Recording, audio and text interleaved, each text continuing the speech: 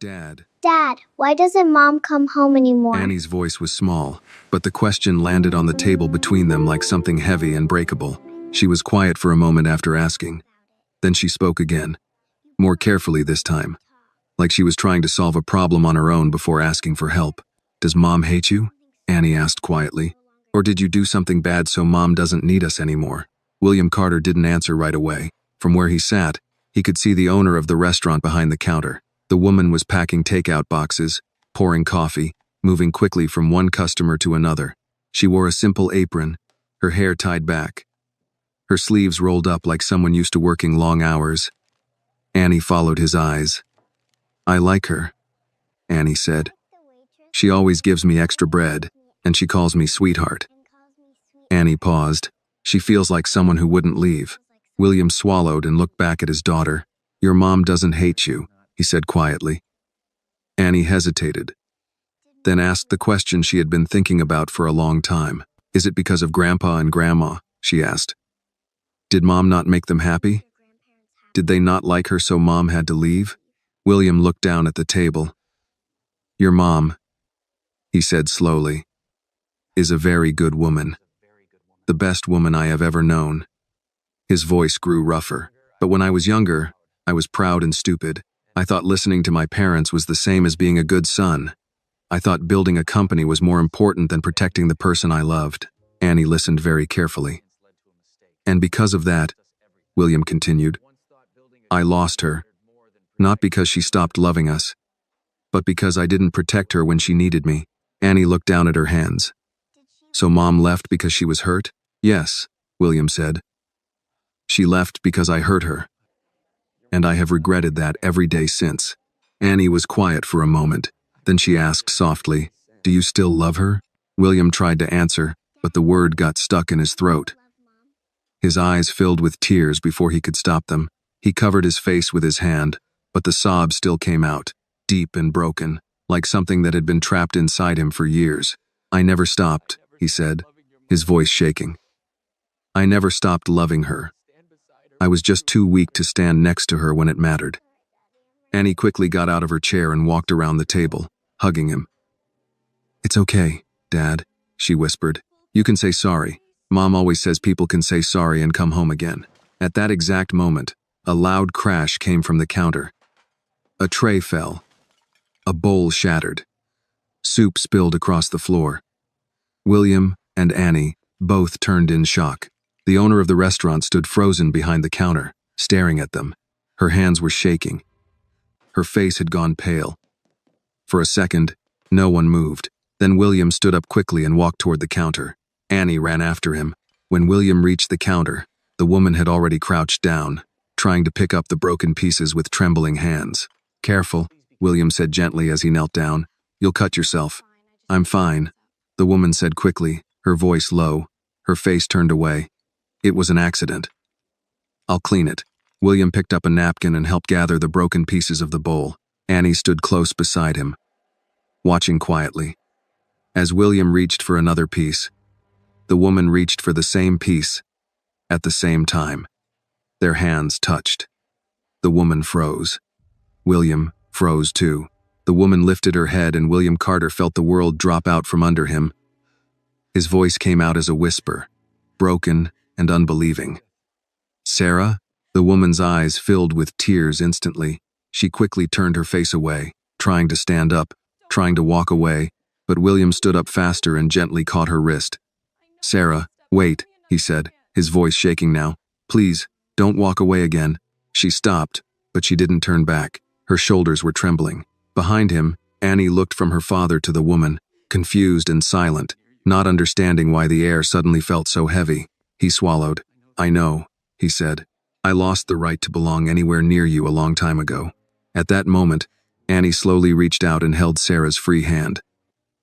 Sarah looked down. Her breath caught. The little hand holding hers was warm, small, trusting. Annie looked up at her with gentle eyes and asked softly, Why are you crying? Did you get hurt? Sarah couldn't answer. She just stared at the little girl's face, her eyes moving slowly across Annie's features, like she was trying to remember something she had lost a long time ago. William's voice came again. quiet, trembling, but clear this time. "Do you recognize her?" he asked. "Sarah, do you recognize our daughter?" Sarah's entire body went still. William continued, his voice breaking. "This is Annie. This is our daughter. When you left, I raised her alone. I watched her take her first steps. I took her to her first day of school. I held her when she cried at night because she missed you. She has been waiting for you for 6 years, Sarah." Sarah's hand began to shake in Annie's hand. Annie looked between them, confused. "Dad," she whispered. William knelt down beside Annie and gently put his hand on her shoulder. "Annie," he said softly, "this is your mom." The world seemed to go completely silent. Sarah slowly sank down into the chair behind her like her legs could no longer hold her. She covered her mouth with her hand, staring at Annie, tears falling one after another. Annie looked at her, really looked at her, like she was trying to match a face to a memory she didn't fully have anymore. Then Annie said the one sentence that broke what was left of Sarah's heart. "I made a list of things to tell you when you come home," Annie said softly. "I didn't know you were already here." Sarah let out a broken sob, and William stood there between the two people he loved most in the world, knowing that this moment, this small restaurant, this broken bowl on the floor, this little girl holding her mother's hand, was the moment that would decide the rest of their lives. Sarah's fingers were still trembling in Annie's small hand. For a long moment, she could not speak. Sarah finally whispered, her voice barely audible. She was just a baby." William nodded slowly. "She was 3 months old when you left." Sarah closed her eyes as if the number itself had weight. 3 months. A baby who still needed to be held to sleep. A baby who still smelled like milk and powder. A baby who did not understand why her mother was suddenly gone. "I didn't leave because I wanted to," Sarah said quietly, still not looking at him. "Your mother came to see me. Do you remember that, William?" "Of course you do." "She didn't even sit down. She just stood in my apartment and looked around like everything I owned was dirty." William's jaw tightened. He remembered. "I was still recovering," Sarah continued. "I had stitches. I hadn't slept more than 2 hours at a time in weeks. Annie cried every night. I was so tired I couldn't think straight. And your mother stood there and told me I was ruining your life." Annie looked between them, not understanding every word, but understanding enough to know this was about her. Sarah's voice shook, but she kept talking, like if she stopped now she would never be able to say these things again. "She said if I loved you, I would leave. She said your father's lawyers were already preparing papers. She said they would take Annie away from me because I had no money, no house, no family with power. She said I would lose in court and never see my daughter again." William felt a cold weight settle in his stomach. He had known his parents had pressured Sarah. He had not known everything. "Why didn't you tell me?" he asked quietly. Sarah laughed softly, but there was no humor in it. "I did tell you. You just didn't hear me." William had no answer for that. "I went to your office," she continued. "Do you remember? I waited 2 hours to see you. When I finally got in, you were in a meeting with your father and 2 lawyers. You looked at me like I was a problem you didn't have time to solve." William closed his eyes. He remembered that day too. He remembered feeling embarrassed that she had come. He remembered thinking, "Not here, not in front of them." "You told me you would handle it," Sarah said, her voice breaking slightly. "You told me to go home and not worry. But a week later, I got a letter from your family's lawyer.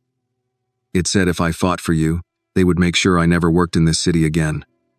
They said they would investigate me, my past, my family, everything. They said they would make me look like an unfit mother." Annie's grip on Sarah's hand tightened. "So you left," William said, his voice low. Sarah nodded slowly. "I left because I thought if I disappeared, your family would leave you alone. I thought you would have a better life. I thought Annie would have a better life with you than with me, fighting people who had more money than I could even imagine." She finally looked at Annie again, really looked this time, tears falling freely now. "I left because I thought I was protecting you," she whispered. Annie didn't fully understand everything, but she understood one thing very clearly. This woman in front of her was crying the way her father cried when he thought no one could hear him. "Did you know," William said slowly, "that every night Annie leaves the porch light on?" Sarah looked at him. "She says it's so you can find your way home." he continued. She has a notebook. A list of things she wants to tell you when you come back. She writes in it every week, so she doesn't forget anything. If this story touched your heart, please like the video and leave a comment telling us where you are watching from. And if you believe in second chances, family, and doing the right thing, even when it is hard, please subscribe to the channel so you do not miss the next story. Sarah covered her mouth again as a sob escaped. I didn't know where you were, William said. I tried to find you at first. Then my father told me if I kept looking, the company would suffer. The board would remove me, and I would lose everything. And I told myself Annie needed stability. She needed the house, the school, the future I could give her. He paused, his voice filled with regret. So I stopped looking, and that is something I will regret for the rest of my life. Sarah shook her head slowly. We were both young, she said. We were both scared. The difference is, I ran away, and you stayed. But neither of us fought the way we should have. Annie looked at both of them and said softly, But you're both here now. Sarah looked down at Annie again. You're 6 now? She asked, her voice trembling. Annie nodded. I just turned 6. Dad made pancakes, but he burned them. Sarah let out a small, broken laugh through her tears. He always burned pancakes, she said without thinking. William almost smiled. I still do, he admitted. For a moment, the three of them just stood there in the middle of the restaurant, like time had folded in on itself and given them a second chance to stand in the same place again, but as different people. Why didn't you tell me she was my mom? Annie asked William quietly. William knelt down in front of her so they were eye level. Because I didn't know where she was, he said. And because I was ashamed, Annie. I was ashamed that I didn't protect her. I didn't want you to grow up thinking your father was a man who let the best thing in his life walk away. Annie thought about that, then said something that neither of them would ever forget. My teacher says you're not a bad person if you make a mistake, she said. You're a bad person if you don't fix it after. William felt his throat tighten again. Sarah looked at Annie like she was seeing a miracle and a wound at the same time. I'm sorry, Sarah whispered to Annie. I am so sorry I wasn't there when you were little. Annie shook her head quickly. It's okay, she said, just like she always did when someone else was hurting. You can come home now. Sarah looked up at William. There were 6 years of pain, anger, love, regret, and unfinished words in that one look. Is there still a place for me? She asked him quietly. William answered without hesitation this time. There has never been anyone else, he said. There has always been a place for you. I just didn't know if you would ever want to come back. Sarah looked down at Annie, who was still holding her hand like she had no intention of letting go. For the first time in 6 years, Sarah allowed herself to imagine something she had forbidden herself to think about, going home. Sarah did not go home with them that night. That was the first thing Annie did not understand. After everything, after the tears, after the truth, after the words, "This is your mom," Annie had simply assumed that the three of them would leave the restaurant together, get into the car together, and go home together like a normal family. But adults, Annie was beginning to learn, made simple things very complicated. I have to close the restaurant, Sarah said softly, wiping her eyes and trying to steady her voice. I can't just leave. William nodded immediately. Of course, I understand. Annie looked from one to the other. We can wait, she said. Dad has a lot of time. He just works on his computer and drinks coffee. William almost laughed at that, but the sound got lost somewhere in his chest. It's a school night, Sarah said gently, kneeling down in front of Annie. She was close now, close enough to see the tiny details. The small freckle near Annie's left eyebrow, the way Annie's hair curled slightly at the ends, the way she held her backpack strap when she felt unsure. Sarah had imagined this moment 1,000 times, but in her imagination, Annie was always still a baby. She had never imagined meeting her again like this, standing in her restaurant, already a little person with her own thoughts and questions and memories that did not include her mother. Do you like to read? Sarah asked quietly, not knowing what else to say, not knowing how to start being a mother to a 6-year-old she had not raised. Annie nodded quickly. I can read chapter books. Dad reads slow, but I read fast. William raised an eyebrow. I do not read slow. You fall asleep, Annie said. That is not the same as reading slow, William replied. Sarah laughed softly before she could stop herself, and the sound surprised all three of them. It had been so long since the three of them had stood in the same space, talking like this, that even a small laugh felt like something fragile and important. I used to read to you, Sarah said to Annie without thinking. Annie tilted her head. When I was a baby? Sarah nodded, her eyes shining again. Every night, you would fall asleep on my chest before I finished the book. Annie thought about that very seriously. I remember a song, she said slowly. Someone used to sing a song. Sarah's hand flew to her mouth. What song? She asked, her voice barely above a whisper. Annie frowned, trying to remember. Then, very quietly, a little unsure of the words, she sang, You are my sunshine, my only sunshine. Sarah made a sound that was half sob, half laugh. She pulled Annie into her arms without asking, holding her tightly, like she was trying to make up for 6 years in one moment. I used to sing that to you every night, Sarah whispered into Annie's hair. Every night. Annie hugged her back like it was the most natural thing in the world. Then you are my mom, Annie said simply, as if the song itself was proof enough. William turned away for a moment and looked out the window because his eyes were burning again. He had built towers of glass and steel, had signed contracts worth more than most people would see in a lifetime, but nothing in his life had ever felt as important as the small moment happening behind him. After a while, Sarah let Annie go and stood up, wiping her eyes again, trying to return to being the owner of the restaurant, the woman who had survived on her own for 6 years. I close at 9, she said to William, her voice more steady now. If you want to come back then, we can talk. There are things Annie should know, things we should explain properly. William nodded. We'll come back, Annie immediately asked. Are you coming home with us after? Sarah looked at William. William looked at Sarah. 6 years of history sat in the silence between that question and any possible answer. We'll talk tonight, Sarah said gently to Annie. Okay? Annie studied her face carefully, like she was trying to decide if this was another adult promise that might disappear later. Okay, Annie said finally. But we're not leaving you again. Sarah closed her eyes for a second when she heard that. I'm not leaving you again, she whispered. William drove home in near silence that night. Annie sat in the back seat, holding her small pink notebook against her chest like it was something important. Halfway home, she said, Dad? Yes?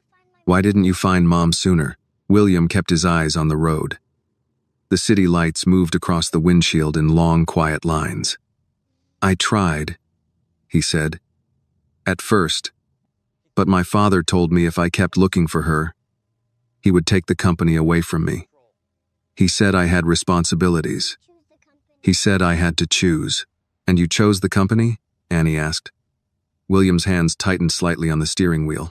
I told myself I was choosing your future, your school, your house, your safety. He paused. But if I'm honest, I was also choosing the easier fight. Annie was quiet in the back seat.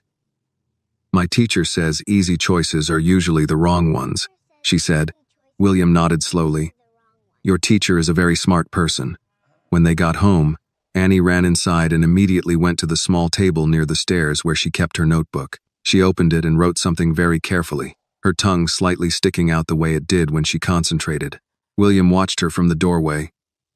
What are you writing? He asked. Annie didn't look up. I'm adding to the list. What did you write? Annie finished the sentence, then closed the notebook and looked at him. I wrote, she said proudly. I found Mom. She was working in a restaurant, and she didn't know I was there. But I found her. William felt something twist in his chest again. Annie walked over and took his hand. Dad, she said. Are you scared? He looked down at her. Yes, he said honestly. I am. Why? Because sometimes, he said slowly, when you break something very important, you don't know if it can ever be fixed again. Annie thought about that. Then she squeezed his hand.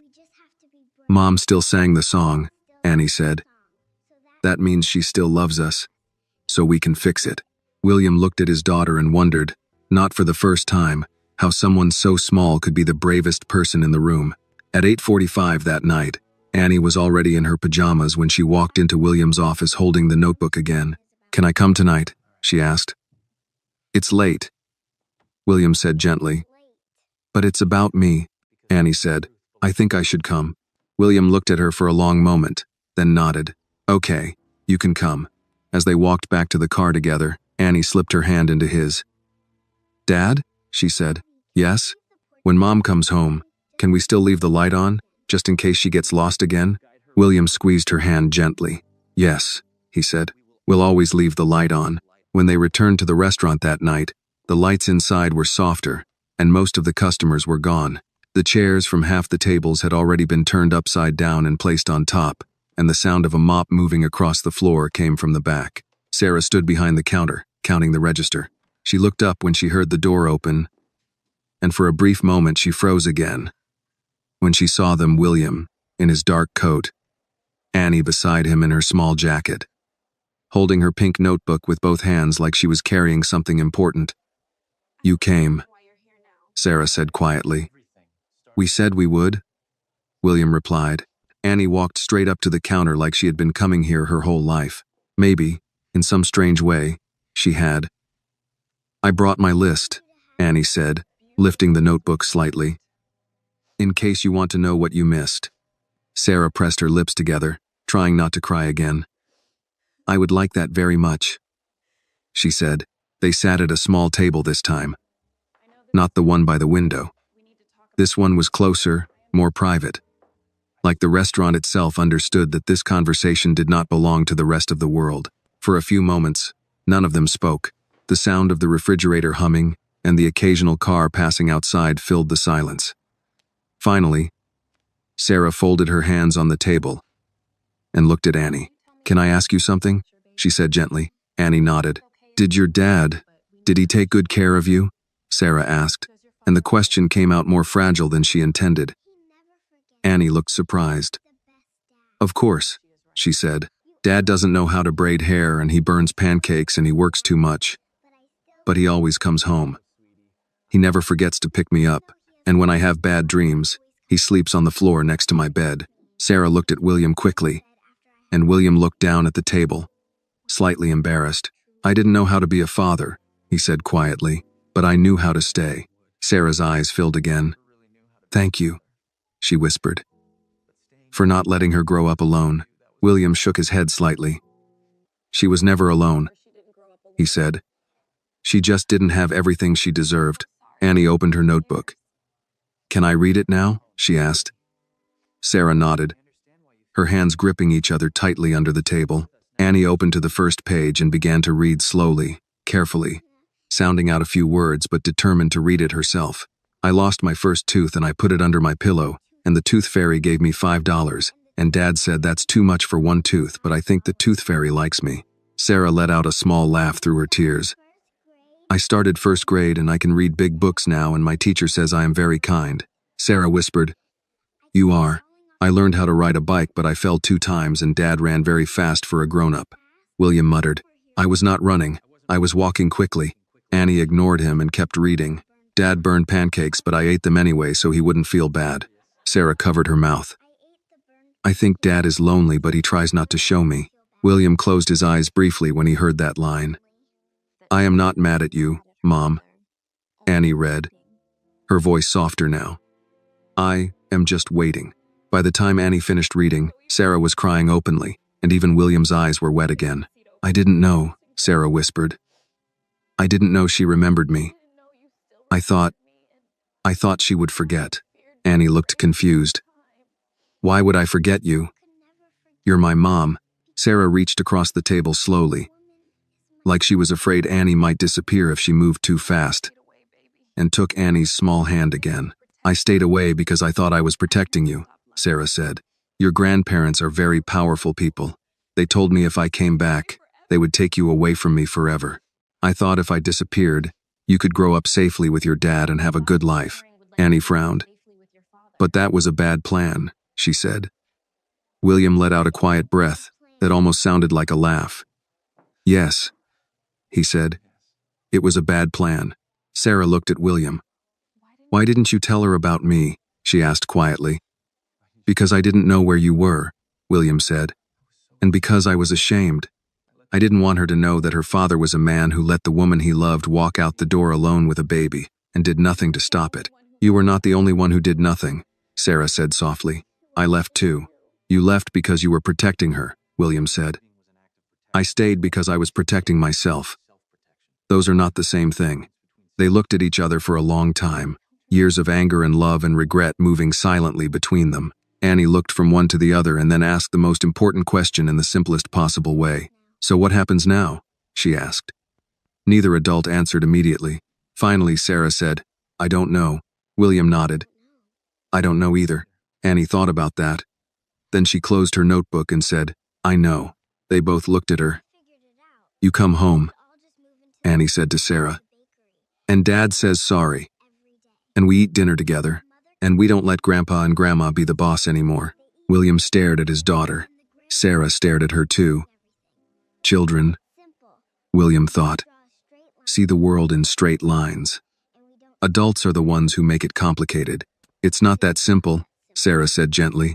Why not? Annie asked. Because sometimes, Sarah said, people get hurt so badly that they don't know how to go back to the place where they were hurt. Annie was quiet for a moment, thinking very hard. Then she slid off her chair, walked around the table, and climbed onto Sarah's lap like she had belonged there her whole life.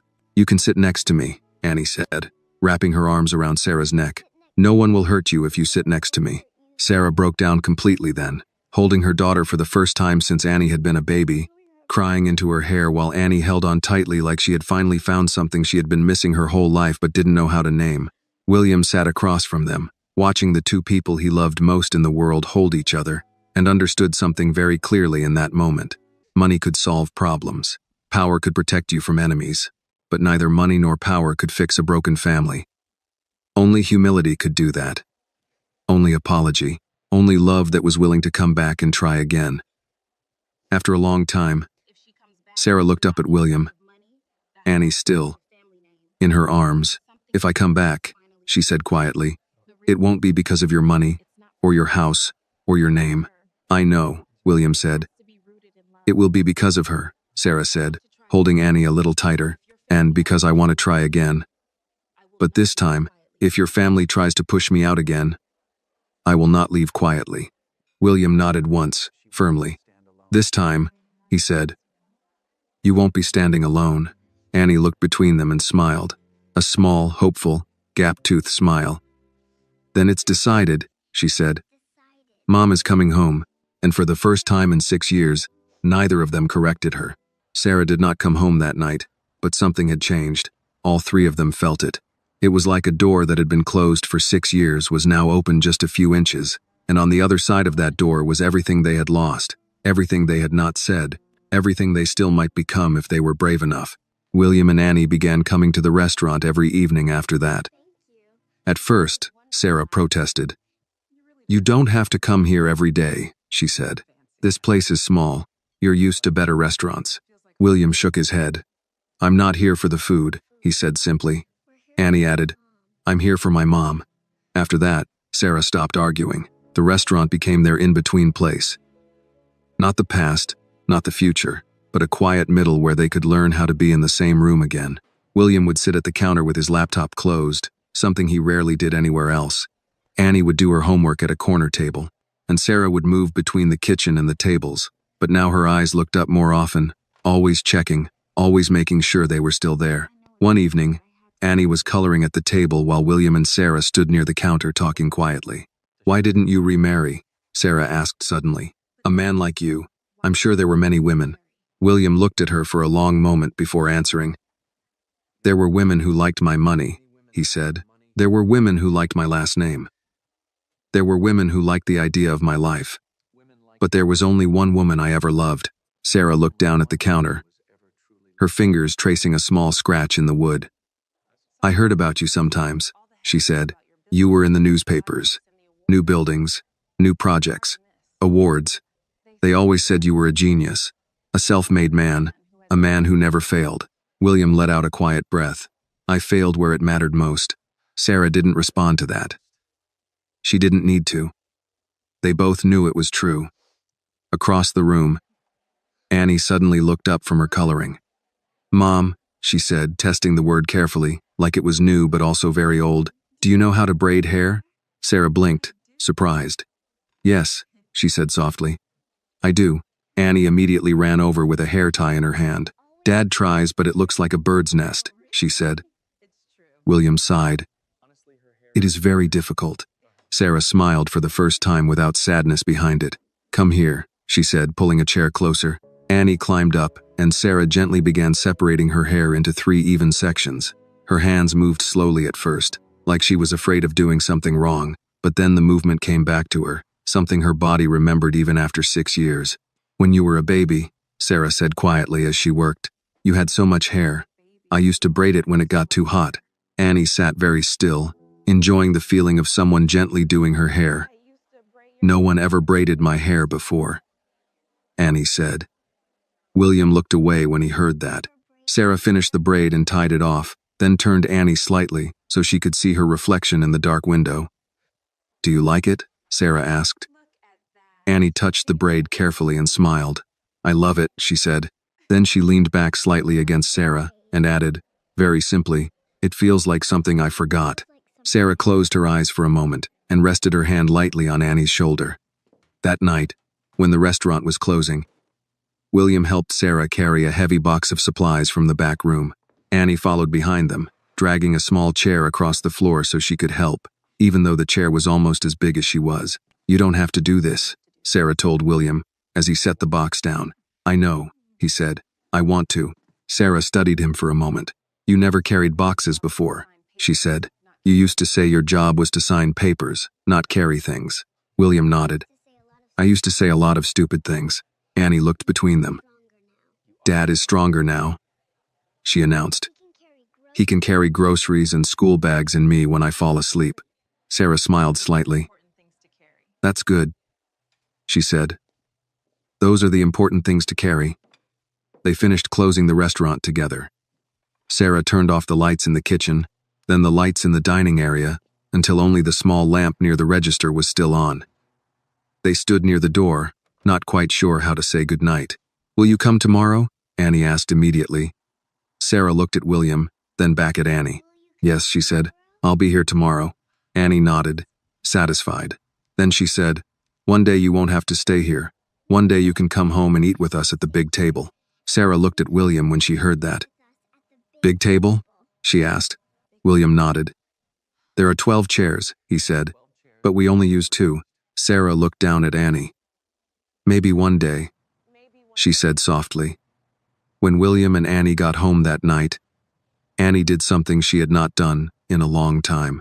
She ran to the front door, unlocked it, then turned on the porch light. William watched her. You still turn that on every night, he said. Annie nodded. Yes, but now it's different.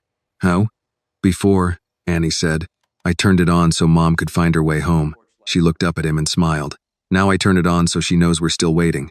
William stood in the doorway for a long moment, looking at the small light glowing in the dark. 6 years ago, he had stood in a hospital room holding a 3-month-old baby while the woman he loved walked out of his life because he had not been brave enough to stand between her and his family. Tonight, that same baby had turned on a light and said, we're still waiting.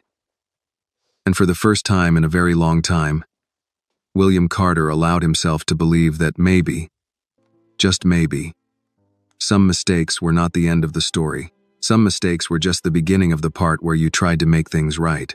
The next evening, Annie ran into the restaurant like she belonged there. She didn't hesitate anymore. She didn't stand near the door or look back to make sure her father was behind her. She walked straight to the counter, climbed onto the tall stool, and said, very seriously, Hi, Mom. Sarah, who had been pouring coffee, stopped mid-motion. The word still startled her every time. Mom. For 6 years, no one had called her that. Hi, Sarah said softly. Did you have a good day at school? Annie nodded. I got a gold star in reading. And I told my teacher I found my mom. Sarah blinked. You told your teacher? Yes, Annie said proudly. She asked where you were and I said, she was lost but we found her. William, who had just walked in behind Annie, almost choked on a laugh when he heard that. Sarah covered her mouth, trying not to laugh and cry at the same time. Well, Sarah said, that's one way to explain it. Annie opened her backpack and took out her homework. I'm going to do my math here so you can see that I'm very smart, she announced. I believe you, Sarah said. No, you have to see, Annie insisted. Because you missed kindergarten and first grade. The words were simple, not accusing, just factual. But they still landed softly and painfully at the same time. I did miss those things, Sarah said quietly. I'm sorry. Annie looked up from her paper. It's okay, she said again. The same way she always said it, the way children say it when they care more about having you now than blaming you for before. William sat at the counter, watching them. For the first time in years, he did not take out his phone, did not open his laptop, did not check his email. He just sat there, listening to the sound of Annie's pencil scratching on paper and Sarah moving around the kitchen. It sounded like something he had not heard in a very long time. It sounded like a life. Later that evening, when the restaurant was quiet, Annie went to the restroom. And for the first time since they had found Sarah, William and Sarah were alone for a moment. Sarah wiped the counter slowly, not looking at him. She's a good girl, she said. She is, William replied. She's better than I deserve. Sarah stopped wiping the counter and leaned her hands on it, looking down. Did she ever ask why I left? She asked. Every year, William said, but the questions changed as she got older. What do you mean? When she was very small, she asked when you were coming home, William said. Then when she was 4, she asked if you got lost. When she was 5, she asked if you forgot us. This year, he paused. This year she asked if you left because of me. Sarah closed her eyes. And what did you tell her? She asked. The truth, William said. I told her you left because I didn't protect you from my family. I told her that was my fault, not yours. Sarah looked at him then, really looked at him, like she was trying to see if he meant it. You told her that? She asked quietly. Yes, he said. I'm done lying to make myself look better. Sarah nodded slowly. Good, she said, because I don't want her to grow up thinking I left because I didn't love her. She knows you love her, William said. She never doubted that. Not once. Sarah turned away quickly, pretending to rearrange something on the shelf. My mother used to say, William continued slowly, the children always know who loves them. You can't hide that from them. You can only hide from it yourself. Sarah was quiet for a long moment. Then she said, Your mother also said I wasn't good enough to raise your child. William's jaw tightened. My mother was wrong. Sarah gave a small, sad smile. Your mother has never believed she was wrong about anything. William leaned forward slightly. She doesn't get to decide anything anymore. Sarah looked at him carefully when he said that. You really believe that? She asked. Yes, William said, because I lost you once by choosing their world over you. I won't lose you again for the same reason. Before Sarah could answer, Annie came running back, slightly out of breath. Mom, Annie said. Do you want to see my room sometime? Sarah blinked, surprised by the question. Your room? Yes, Annie said. It's very pink. Dad didn't choose it. I chose it. And I have a nightlight and a shelf for books and a space on my wall where I was saving a place for your picture. Sarah's eyes filled again. You saved a place for my picture? Annie nodded. Yes, because every kid in my class has a picture of their mom in their room. And I didn't want you to feel left out when you came back. William turned his face slightly away when he heard that, pressing his lips together. Sarah knelt down in front of Annie. I would like to see your room very much, she said. Okay, Annie said, satisfied. You can come on Sunday. Sunday is family day. Dad doesn't work on Sunday. He just drinks coffee and pretends not to work. I do not pretend, William said. I actually do not work on Sundays. You answer emails, Annie said. That is not work. That is light thinking, William replied. Sarah laughed again, and this time the sound stayed in the room a little longer. That night, when William and Annie were about to leave, Annie hugged Sarah tightly. Don't disappear again, Annie said into her coat. Sarah held her just as tightly. I won't, she whispered. I promise I won't disappear again. As they walked to the car, Annie looked up at William and asked, Dad, are you happy? William thought about that question very carefully before answering. I think, he said slowly, I am starting to feel something I haven't felt in a long time. What is it? Annie asked. Hope, he said. Annie nodded like that was exactly the right answer. When they got home, Annie ran to the front door again and turned on the porch light. Then she ran to her room, took her notebook, and added another line to the list. Tonight, Mom braided my hair. Tonight, Dad smiled for real. Tonight, we felt like a family. She closed the notebook carefully and placed it under her pillow, like something precious. Downstairs, William stood alone in the quiet house for a moment, looking at the third chair at the dining table. For 6 years, that chair had been empty. But now, for the first time, it no longer looked like a reminder of what he had lost. It looked like a place someone might come back to. On Sunday morning, Annie woke up earlier than usual. She got out of bed, brushed her hair the way she had seen Sarah do it in the restaurant mirror, and chose her favorite yellow dress, the one with small white flowers that she said made her look like a sunshine person. Then she walked downstairs and found William already in the kitchen, standing in front of the stove, staring at a frying pan like it had personally offended him. "Are you fighting with the pancakes again?" Annie asked. William glanced over his shoulder. "They are difficult," he said. "They look very simple, but they are not." Annie climbed onto a chair and watched him flip one. It folded in half. "Dad," Annie said gently, "I think you are flipping them too early. You have to wait for the bubbles." William looked at the pancake. "How do you know that?" "I watch cooking videos with Lucy's mom," Annie said. "You flip when the bubbles come. That means it's ready." William looked at the pancake again like he was negotiating a business deal with it. Then he waited. Small bubbles appeared. He flipped it again. This time, it landed flat and golden. Annie gasped. "You did it!" William allowed himself a small, proud smile. "I did." Annie leaned her chin on the counter. "Mom is coming today," she said, as if she needed to remind the world so it wouldn't forget. "Yes," William said quietly. "She is." Annie was quiet for a moment. Then she asked, "Are you nervous?" William did not answer right away. He put the pancake on a plate and turned off the stove. "Yes," he said finally. "I am." "Me too," Annie admitted. "But it's a good nervous. Not a bad nervous." William nodded. He understood exactly what she meant. Around 11, a car pulled into the driveway. Annie ran to the window so fast she almost slipped on the floor. "She's here," Annie whispered, like if she said it too loud the moment might disappear.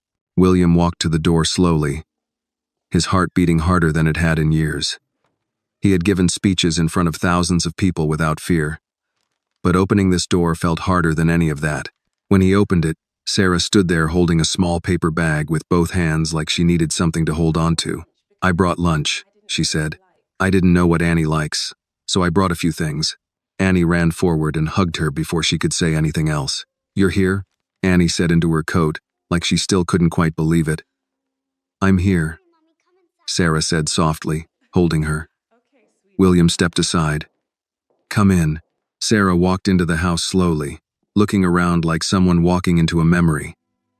The house was large, quiet, clean, in a way that suggested more space than people. "It's big," she said. Annie took her hand immediately. "Come see my room," she said. "I saved a place for your picture." Sarah let Annie pull her upstairs. William followed a few steps behind, watching the two of them walk together, his daughter talking nonstop. Sarah listening like every word mattered. When they reached Annie's room, Annie pushed the door open proudly. The room was pink, full of books, stuffed animals, drawings taped to the wall, and a small bed with a yellow blanket. "This is my room," Annie said, "and this is the wall where I was going to put your picture." On the wall, there was a space between two drawings. One was a picture of Annie and William holding hands. The other was a drawing of 3 people, a tall man, a small girl, and a woman with long hair.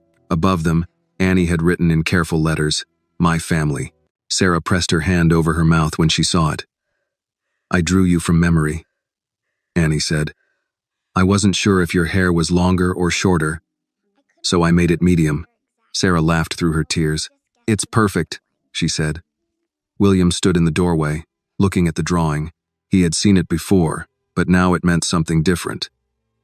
Before, it had been a wish. Now, it looked like a possibility.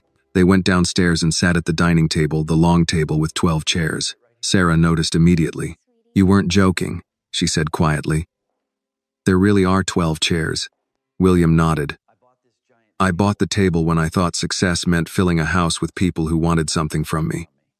He paused. "Turns out, I only ever wanted 2 people to sit here." Annie pulled Sarah to the chair beside her. "You sit here," she said. This chair was empty for a long time. Sarah sat down slowly, looking at the table, at the plates, at the sunlight coming through the window.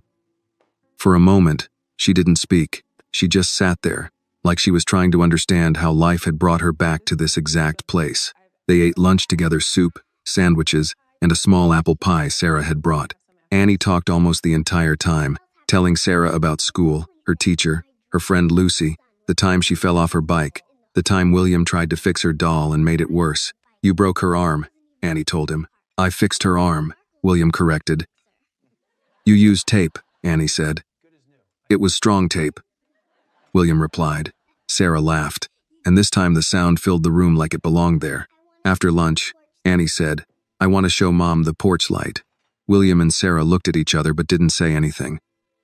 They followed Annie to the front door. Annie opened the door and pointed to the small light beside it. "I turn this on every night," she said, "so you can find your way home." Sarah stared at the light for a long time. Then she asked quietly, "Even in the summer?" "Every night," Annie said. "Dad says it wastes electricity, but I told him it's important." William said nothing. Sarah walked out onto the porch and stood beside the light. She touched the wall gently, like she was touching something sacred. "I used to leave a light on too," she said quietly. "In the apartment. The night I left the kitchen light on because I thought maybe I would come back in the morning." William stood behind her. "Why didn't you?" he asked softly. Sarah didn't turn around when she answered. "Because I was afraid if I came back, your family would take Annie away from me forever," she said. "And I thought you would choose them again." William felt that like a knife in his chest because he knew she had been right to think that. The man he had been 6 years ago might have done exactly that, but he was not that man anymore. "I was a coward," he said quietly, "but I am not that man anymore." Sarah turned then and looked at him. They stood there in the quiet afternoon light, with Annie between them, holding both of their hands like she had decided this was how things were supposed to be. "People can change," Annie said, looking up at both of them. "My teacher says people can change if they are brave."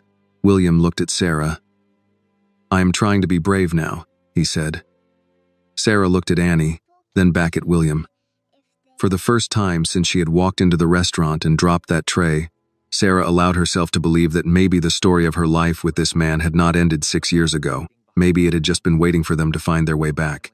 That afternoon, after Sarah left, the house felt different. It was still quiet, still large, still full of carefully chosen furniture and expensive things that had never really made it feel like a home. But now there was a new feeling in the rooms, something Annie noticed immediately but didn't have a big enough word to describe. William noticed it too. He stood in the dining room for a long time after closing the front door, looking at the chair where Sarah had sat. Annie had gone upstairs to draw, and the house was filled with that soft Sunday silence that usually felt lonely. Today, it didn't feel lonely. It felt like something was about to happen.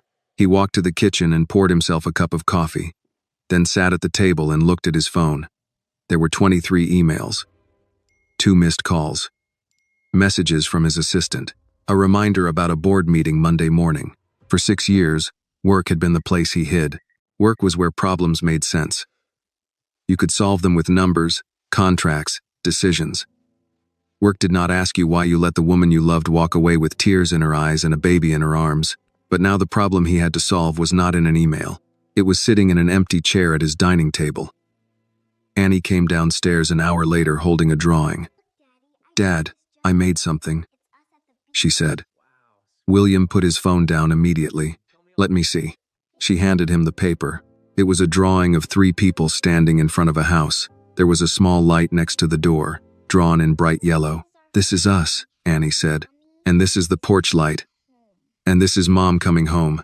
In the drawing, the woman was walking toward the house, and the little girl was running toward her. The man was standing by the door, waiting. William looked at the drawing for a long time. You drew me taller than I am, he said quietly. You are tall, Annie said. In this picture, I look like a giant, he replied.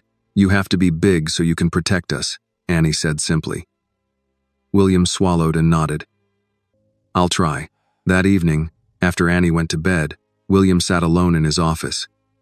He opened a drawer and took out something he had not looked at in years. It was a small photo. Sarah was sitting on a cheap couch, holding a baby wrapped in a yellow blanket. She looked tired, her hair messy, but she was smiling in a way he had never seen anyone smile before or since. Like she was looking at the most important thing in the world. He remembered that day. Annie had been 10 days old. Sarah had insisted they take a picture even though she said she looked like a sleep-deprived raccoon. He had told her she looked beautiful. He had meant it. William sat there staring at the photo and said out loud, to the empty room, I am so sorry. The next day at the office, William walked into the boardroom and immediately felt that old version of himself step back into place, the calm, controlled billionaire who made decisions and did not show emotion.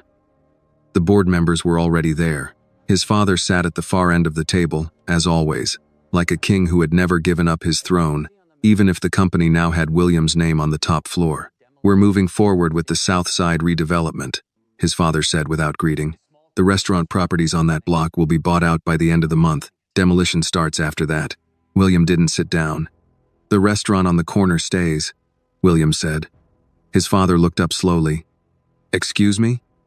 The small restaurant on the corner, William repeated. It stays. We build around it. One of the board members spoke up. That's not financially efficient. William looked at him. Neither is making decisions that I don't approve. His father's voice grew colder. You don't make emotional decisions in business, William. William met his father's eyes. You taught me that business is about power. Well, I have the power now. And I'm telling you that restaurant stays. His father studied him for a long moment. Is this about that woman? He asked quietly. William didn't answer. Which was answer enough. That girl was a mistake, his father said flatly, and the woman was an even bigger one. I thought we settled this 6 years ago. William felt something in him go very still. Not angry. Not loud. Just still. No, he said quietly. You settled it 6 years ago. I just obeyed. The room was silent. I'm not obeying anymore, William continued. That restaurant stays. And if anyone here has a problem with that, you can take it up with me. Not with lawyers, not with threats. With me. His father leaned back in his chair, studying him like he was looking at a stranger. You've changed, the older man said. William nodded once. Yes, he said. I have. That evening, when William and Annie walked into the restaurant, Sarah immediately knew something had happened. You look like you fought with someone, she said. William hung his coat on the chair. I did. With who? Annie asked. My father, William said. Sarah went very still. Why? William looked at her. Because of you, he said. And because of Annie. They were going to buy this building and tear it down. I told them no. Sarah stared at him. You fought your family? For my restaurant? William shook his head slightly. Not for the restaurant, he said. For the woman who built it. And for the little girl who loves coming here. Sarah didn't know what to say to that. Annie, however, did. She smiled and said, See? I told you Dad is brave now. William looked at his daughter and then at Sarah. For the first time in his life, he realized something very simple. Being a powerful man in the world was easy. Being a brave man in front of the people you loved was much harder. But this time, he intended to be both. The night after William told Sarah about the board meeting, the restaurant felt quieter than usual, not empty, just thoughtful, like the walls themselves were listening. Annie was sitting at her usual table doing homework, her legs swinging under the chair, her braids slightly messy from a long day at school. Sarah was wiping down the counter, and William sat across from Annie pretending to read something on his phone but mostly just watching the two of them exist in the same room. Dad, Annie said without looking up from her homework. Are we poor? William blinked. No, he said. Why would you think that? Annie shrugged. Because Lucy said only poor people own small restaurants and rich people own big buildings. And you own big buildings. But Mom owns a small restaurant. So I was trying to understand if we are poor or rich or medium. Sarah stopped wiping the counter and turned slightly so she could hear the answer too. William put his phone down. We are very rich in some ways, he said slowly, and very poor in other ways. Annie frowned. That doesn't make sense. It will when you're older, he said gently. Annie thought about that, then said, Mom's restaurant feels rich. Sarah looked at her, surprised. It does? Yes, Annie said. Because everyone who comes here smiles, and you remember their names, and you give people extra bread when they look sad. That's rich. Sarah turned away quickly, pretending to organize the napkins so Annie wouldn't see her eyes fill with tears. William watched Annie carefully. You're right, he said.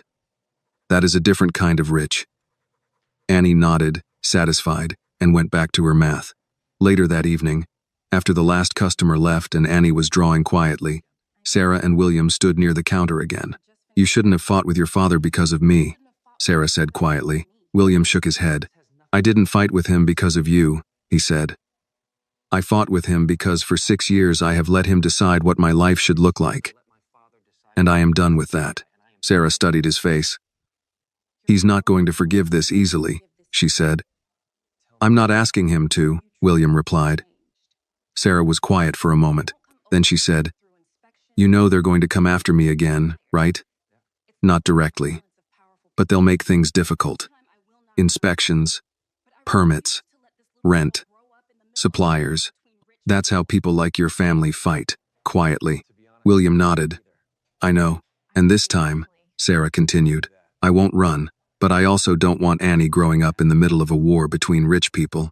William leaned against the counter and looked at Annie across the room. Neither do I, he said. So what are we going to do? Sarah asked. William was quiet for a long moment before answering. I spent most of my life learning how to build buildings, he said. Now I think I need to learn how to build a family. And I think that might be harder. Sarah looked at him, and for the first time, she believed he meant that. Across the room, Annie suddenly looked up. Mom, she said, testing the word again like she still liked how it sounded. Can I ask you something? Of course, Sarah said. Why didn't you come see me on my birthdays? Annie asked. The question was simple, but it went straight through Sarah's heart. I didn't know where you lived, Sarah said softly. I only knew the area. I used to drive by sometimes. On your birthday, Annie's eyes widened. You did? Sarah nodded. I would park across the street and sit in the car. I saw the house with the big windows. I saw balloons one year. I saw you through the window once. You were wearing a pink dress and holding a cake. William looked at Sarah, shocked. You were there? Sarah nodded again. I didn't come to the door because I was afraid your parents would be there. I was afraid they would take Annie away if they knew I was still around. Annie got up from her chair and walked slowly toward Sarah. You were outside and didn't come in? Annie asked. Sarah shook her head, tears falling again. I thought it was the only way to keep you safe.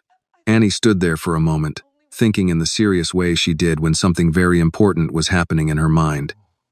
Then she did something neither adult expected. She hugged Sarah and said, very firmly, Next time, you come inside. Even if Grandpa is mean. Because it's your house too, I decided. William let out a breath that sounded like something breaking and healing at the same time. Sarah held Annie tightly. Okay, she whispered. Next time, I come inside. Annie pulled back and looked at both of them. I think grown-ups make things too hard, she said. William nodded. We do. You should just say sorry and then eat dinner, Annie said. That fixes most things. Sarah laughed softly through her tears. You might be right.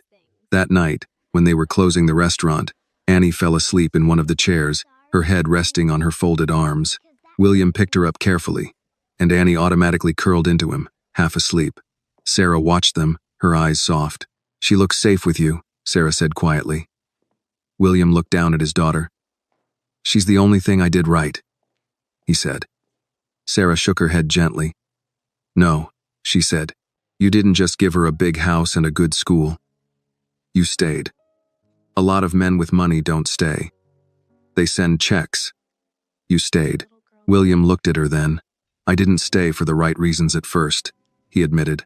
At first, I stayed because I felt guilty. Then I stayed because I was afraid of losing the only person who still loved me without conditions.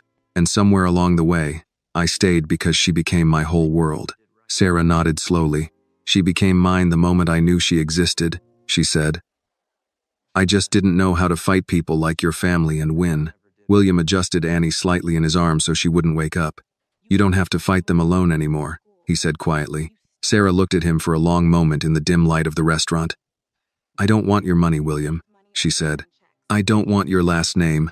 I don't want your world. I know, he said. I just want a normal life, she continued. A small restaurant, a daughter who knows her mother, and a man who doesn't choose other people over us when things get hard. William held her gaze.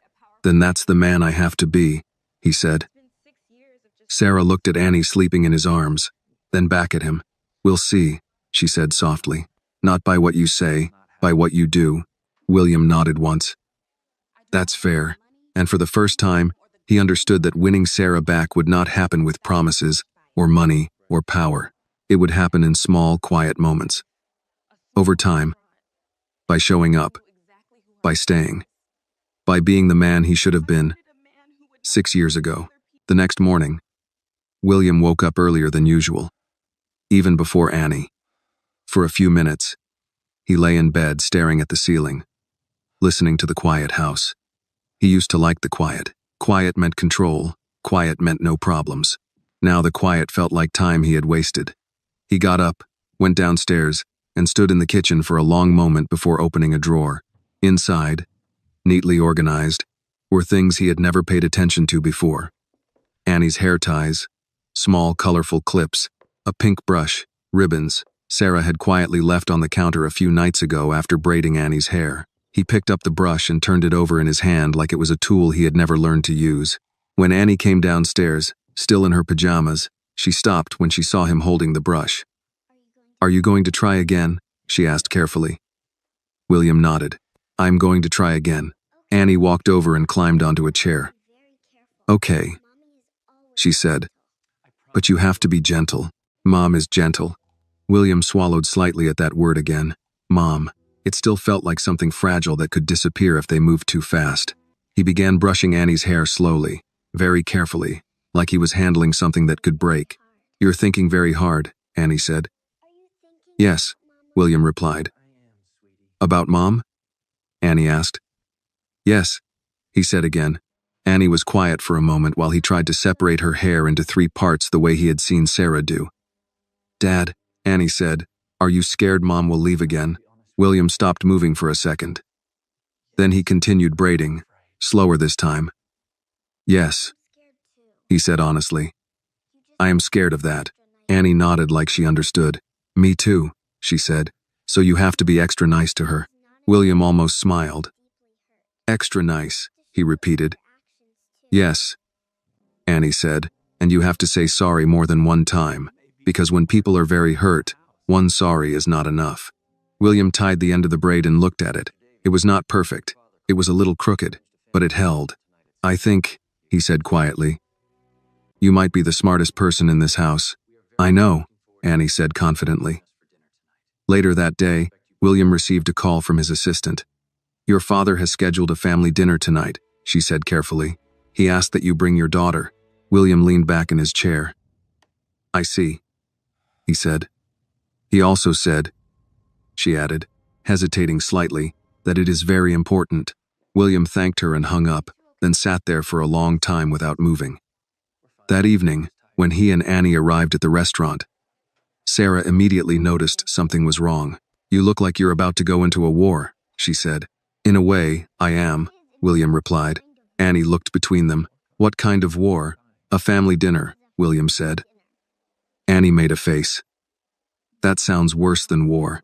Sarah almost laughed. Why do they want to see Annie? She asked quietly, already knowing the answer. Because they heard about you, William said, and about the restaurant, and about the fact that I stopped the demolition. Sarah's expression changed. They're going to try to take her, she said immediately. William shook his head. They can't take her. She's my daughter. They tried once, Sarah said. Don't forget that. William didn't forget. He never had. Annie looked at both of them, sensing the tension. Are Grandpa and Grandma mean? She asked. William chose his words carefully. They believe they are right about everything, he said. And sometimes people like that hurt others without thinking they are doing anything wrong. Annie thought about that. If they're mean to Mom, I won't like them, she said firmly. Sarah knelt down in front of her. You don't have to choose, she said gently. They are still your family. Annie shook her head. You are my family too, she said. I can choose to love the people who are nice. Sarah didn't know what to say to that, so she just hugged her. William watched them and felt that same quiet realization again. The real battle in his life was no longer in boardrooms. It was here. Come to dinner with us, Annie suddenly said to Sarah.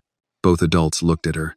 I think, Annie continued, very serious now, if Grandpa and Grandma see Mom, they will understand she is nice and then everyone can stop being stupid. William covered his mouth to hide a laugh. Sarah looked horrified.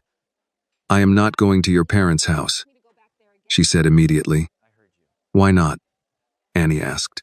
Because your grandparents and we don't make each other happy, Sarah said carefully.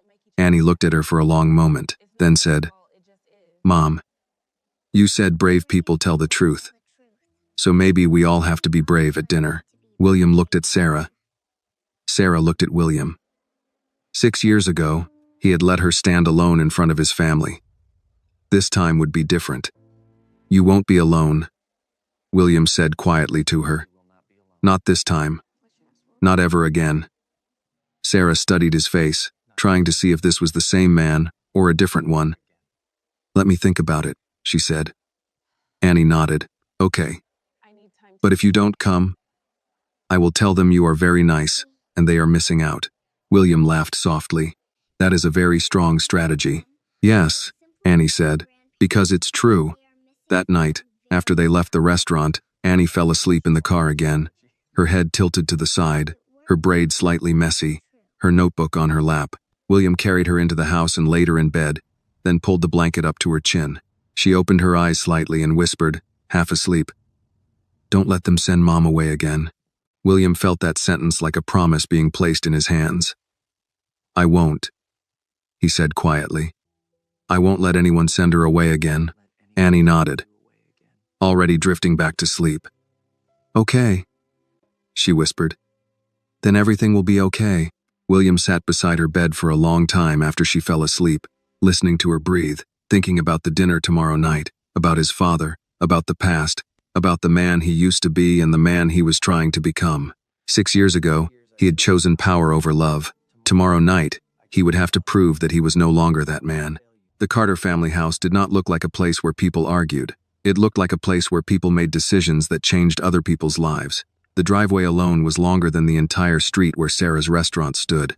The house stood behind iron gates and tall trees, the kind of place that made visitors feel like they had to speak quietly, even before they entered. William parked the car and turned off the engine. For a moment, neither he nor Annie moved. Is this where Grandpa lives? Annie asked quietly from the back seat. Yes, William said. It looks like a museum, Annie said. William almost smiled. That's not entirely wrong. He got out of the car and walked around to open Annie's door. She slipped her hand into his as they walked toward the front entrance together. Remember, Annie said, looking up at him. Be brave. William squeezed her hand gently. You too. Inside, the house was exactly as William remembered. Marble floors, tall ceilings, paintings that no one was allowed to touch, and a silence that never felt peaceful, only controlled. A housekeeper led them into the dining room. His father was already there, sitting at the head of the long table. His mother sat to the right, perfectly dressed, perfectly still, like she had been waiting not just for dinner, but for a confrontation. They both looked at Annie first. His mother's expression softened slightly. So this is Annie, she said. You've grown. Annie nodded politely. Hello, Grandma. His father looked at William. You brought her, he said. You asked me to, William replied. They sat down. Annie sat beside William, her small hand occasionally touching his sleeve like she was reminding herself he was still there. Dinner began quietly. Questions about school, about reading, about piano lessons Annie did not actually like but attended anyway because It's good for discipline, according to William's mother.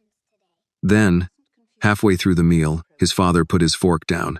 "Let's stop pretending this is a normal family dinner," the older man said calmly. "I want to talk about the restaurant." Annie looked up immediately. William remained calm. "The restaurant is not part of company business anymore," William said. "I made that clear." His father ignored him and looked at Annie instead. "Do you like that restaurant?" he asked. Annie nodded. "Yes, my mom works there." The room went completely silent. William did not look at his father. He looked at Annie. His mother spoke very carefully. "Annie," she said, "that woman is not part of this family." Annie frowned.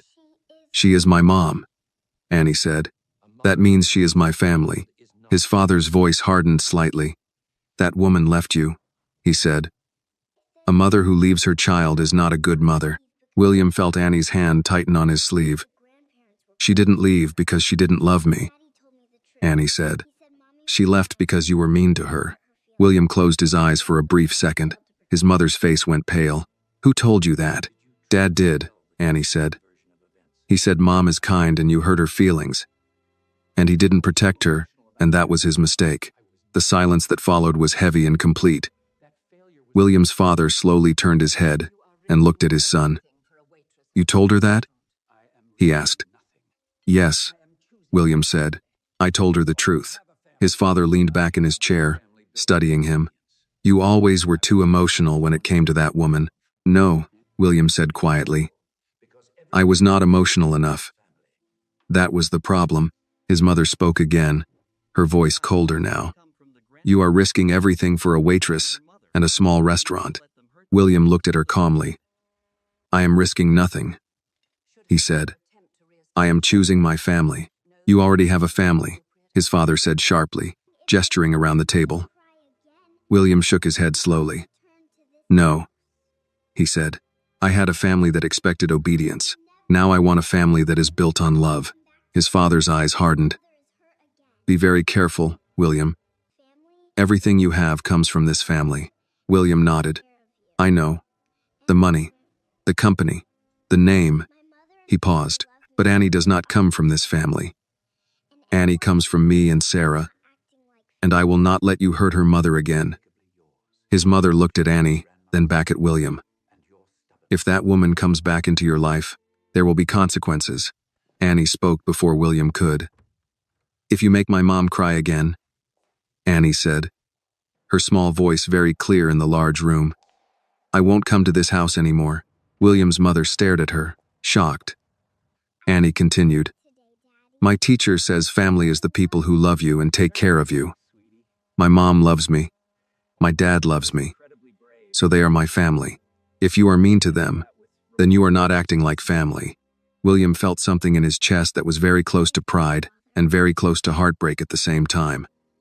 His father looked at Annie for a long moment. Then at William. "She is very much your daughter," the old man said.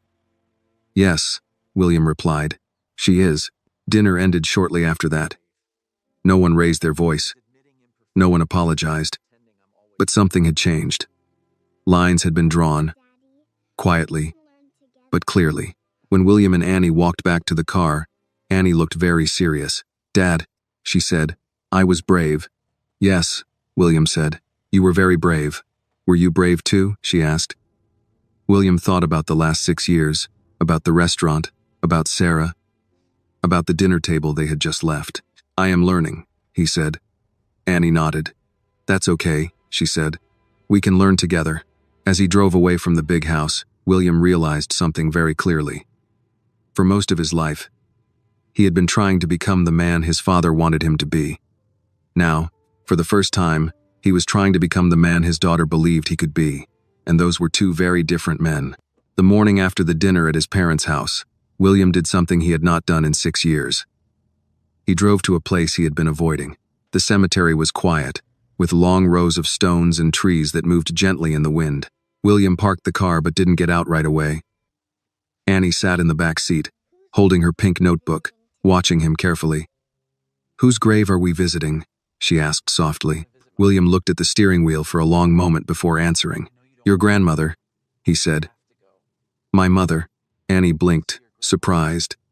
Grandma died? William nodded. 2 years ago. Why didn't we visit before? Annie asked. William didn't answer right away. Then he said, because I was still angry. And sometimes when you're angry, you stay away instead of saying goodbye properly. They got out of the car and walked slowly through the cemetery until William stopped in front of a white stone. Annabelle Carter. It read. Beneath the name were the dates, and below that a sentence. Family is everything. Annie read it out loud. Family is everything, she repeated. Then she looked up at William. Did Grandma believe that? William let out a slow breath. Yes, he said. She did. She just had a very strict idea of what a family should look like. Annie thought about that, then placed her small notebook on the grass and knelt down. Hello, Grandma, she said politely. I'm Annie. I think you know that already. I met Mom. She's very nice. You were wrong about her, but that's okay because people can make mistakes. William closed his eyes and rubbed his forehead, but there was a small, sad smile on his face. I'm going to help Dad be brave, Annie continued, talking to the grave like she was talking to a person sitting in front of her. And Mom is coming back, I think. So maybe our family will be okay again. I hope you're not mad. William swallowed hard and looked at his mother's name carved into the stone. I loved her, he said quietly, more to himself than to Annie. But she taught me how to be successful, not how to be happy. And I think those are different things. They stood there for a few minutes in silence. Finally, Annie took his hand. Dad, she said, you can love people and still say they were wrong. William looked down at her. Yes, he said, I think that's true. That afternoon, they went to the restaurant as usual, but Sarah immediately knew something was different. You look like you've been somewhere important, she said to William. We went to see my mother, he said. Sarah froze slightly. Oh, she said softly. I didn't know. She died 2 years ago, William said. Stroke. Sarah didn't know what to say. She had imagined 1,000 times what she would say if she ever saw William's mother again. She had imagined anger, arguments, finally telling her how much she had suffered. She had never imagined that woman would already be gone. I'm sorry, Sarah said quietly. And she meant it. William nodded. I was angry at her for a long time, he said, but today I realized something. If I keep blaming my parents for what happened 6 years ago, then I never have to admit that I was the one who made the final choice. Sarah looked at him carefully. I could have walked away from the company, William continued. I could have chosen you and Annie and a smaller life. But I didn't. I chose the easier path. So if I want a different ending now, I have to stop acting like I was just a victim of my family. I was also part of the problem. Sarah didn't speak for a long moment. Then she said quietly, thank you for saying that. Not for me. For Annie. She needs to grow up hearing the truth. Not a story where everyone lies to protect their pride. William nodded. I know. Annie walked over holding her notebook. Mom, she said. I talked to Grandma today. Sarah looked surprised. You did? Yes, Annie said. She didn't answer, but I think she heard me. Sarah knelt down. What did you tell her? I told her you're nice and she was wrong, Annie said. But I said it politely. Sarah laughed softly. That was good of you. And I told her we are fixing our family, Annie continued. So she doesn't have to worry anymore. Sarah looked at William when she heard that. Fixing our family. Such simple words for something that felt so big and fragile. That evening, after Annie was busy drawing, Sarah and William stood outside the restaurant for a moment while the sun was setting. I need to ask you something, Sarah said. Anything, William replied. If I come back, she said slowly. If I really come back to you and Annie, what happens when your father tries to push me out again? Because he will. Men like him don't stop. They just wait. William looked out at the street, then back at her. Then this time, he said quietly, I don't negotiate. I don't ask for permission. I don't try to keep everyone happy.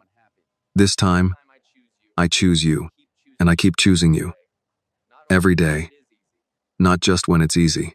Sarah studied his face for a long time, like she was trying to see if this promise was made by the young man who had once let her walk away, or by someone else. I don't need a perfect man, William, she said. I just need a man who doesn't leave when things get hard. William nodded.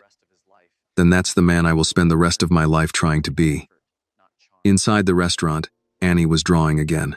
When they came back in, she held up the picture. It was a drawing of 3 people at a table. Above them, she had written in big letters, "We are fixing our family." William looked at the drawing and felt something he had not felt in many years. Not guilt, not regret, not fear. Responsibility. And this time, he was not going to run from it. The next few weeks passed in a strange, gentle rhythm that none of them wanted to disturb. William still ran his company during the day. Sarah still ran her restaurant. Annie still went to school and came home with new stories, new drawings, new questions every day. But now their lives overlapped in small, important ways. Dinner together at the restaurant, Sundays at the big house, braided hair in the mornings, the porch light on every night. It wasn't a perfect family, but it was starting to become a real one. One evening, Annie came into the restaurant looking more serious than usual. She didn't run to the counter. She didn't start talking about school. She walked in slowly, holding her notebook tightly against her chest. Sarah noticed immediately. "What happened?" she asked, kneeling down. "Did something happen at school?" Annie nodded slowly. "We had family day today," she said. William, who had just walked in behind her, felt something tighten in his chest. "Family day?" he repeated. Annie nodded. Everyone had to draw their family tree and talk about their parents and grandparents and where they come from. She looked down at her notebook. Some kids have very big family trees. Sarah and William exchanged a quick glance. "And what did you do?" Sarah asked gently. Annie opened her notebook and showed them a page. On it was a drawing of a tree. On one branch, she had written DAD. On another branch, she had written MOM. On a smaller branch below, she had written ME. Off to the side, a little separated, she had written Grandpa and Grandma. "I didn't know where to put Grandpa and Grandma," Annie said quietly, "because they are family, but they don't like Mom. So I didn't know if they should be on the same branch." Sarah felt her throat tighten. William pulled out a chair and sat down slowly beside Annie. "There are different kinds of family," William said carefully. "Some families are connected by blood. Some families are connected by love. The lucky ones have both." Annie looked at her drawing again. "I think Mom and Dad and me are on the love branch," she said. "And Grandpa and Grandma are on the blood branch."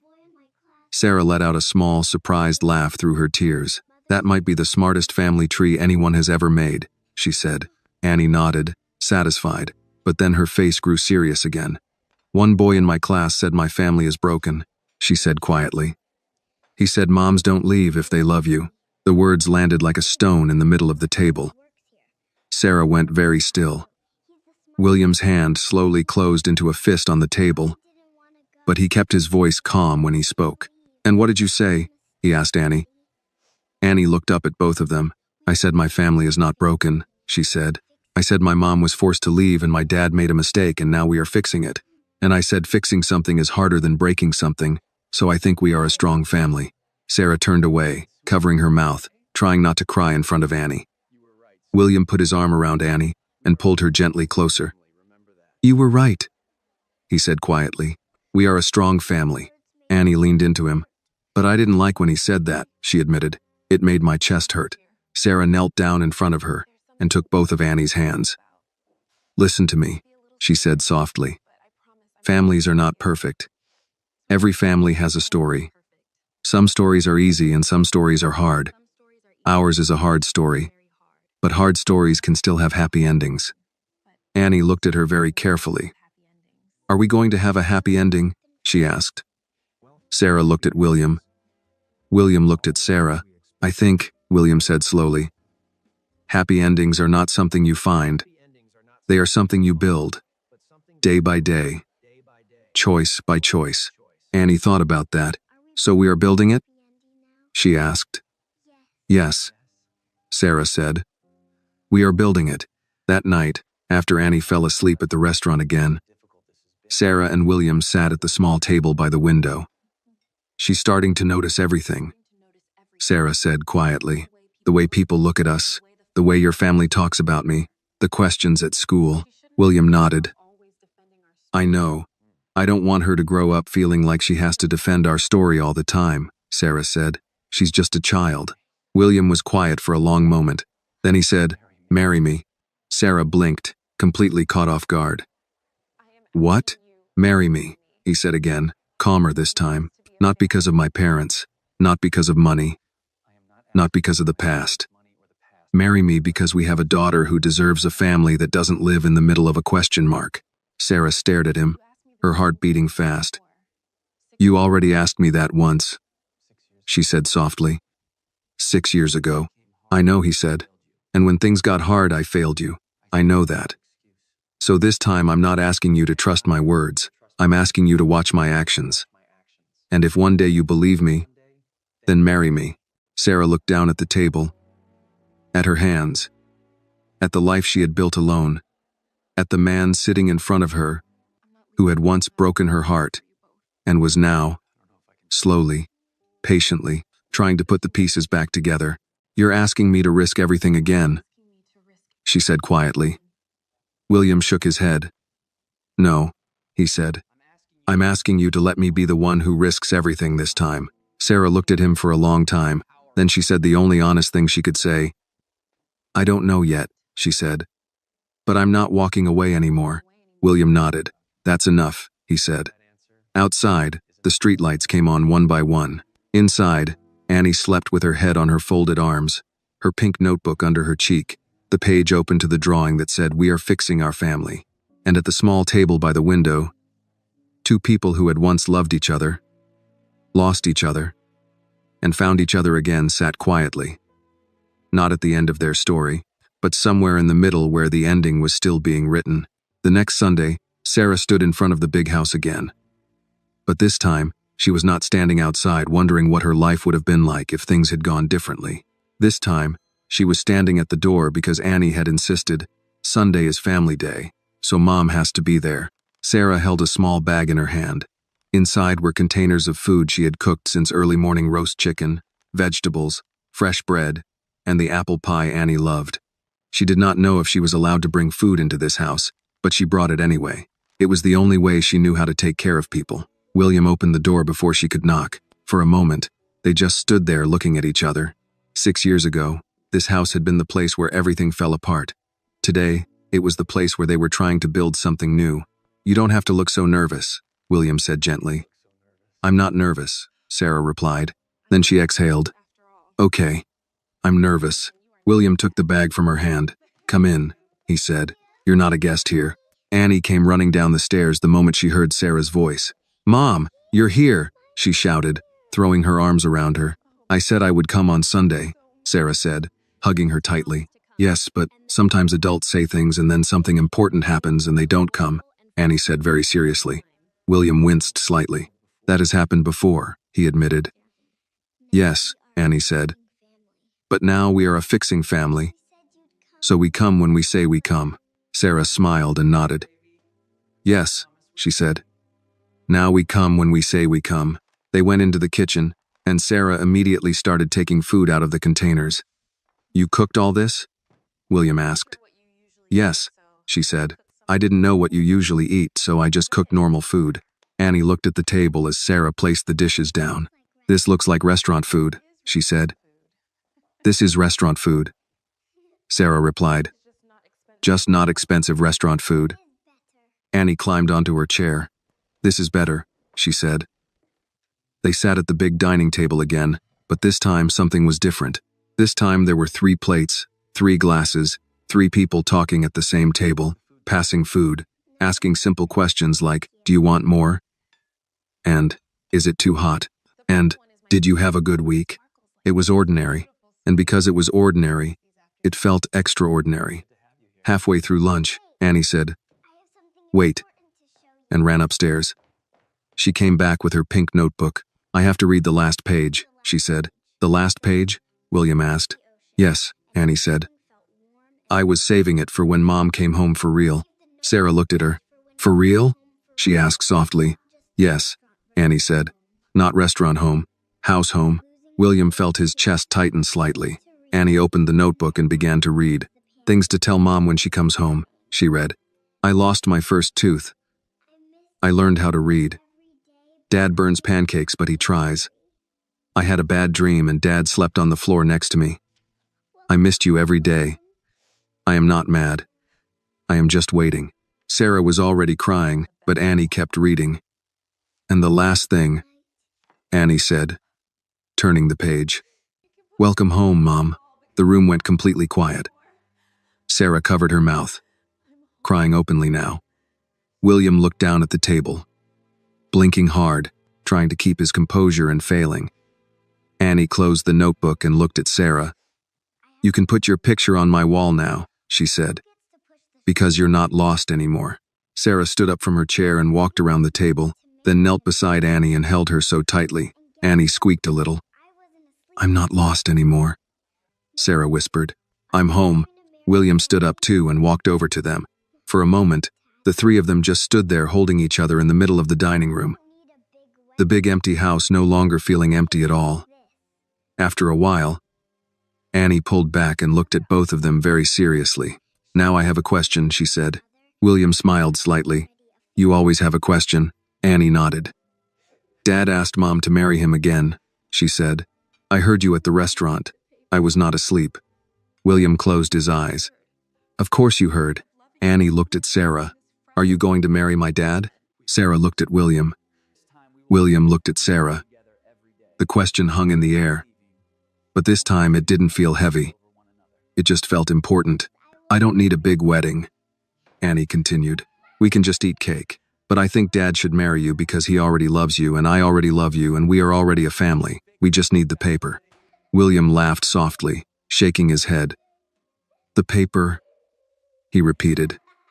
Sarah looked at Annie, then at William, then around the house, at the table, at the light coming through the window, at the life that had somehow circled back to this moment. I'm still a little scared, she said honestly. William nodded. I know, but I'm not scared of loving you, she continued. I'm only scared of losing this again. William stepped closer to her. Then we protect it, he said. Together, every day. No more leaving, no more choosing other people, just us. Sarah looked at Annie, who was watching them like this was the most important moment in the world. Okay, Sarah said softly. Yes, I'll marry you.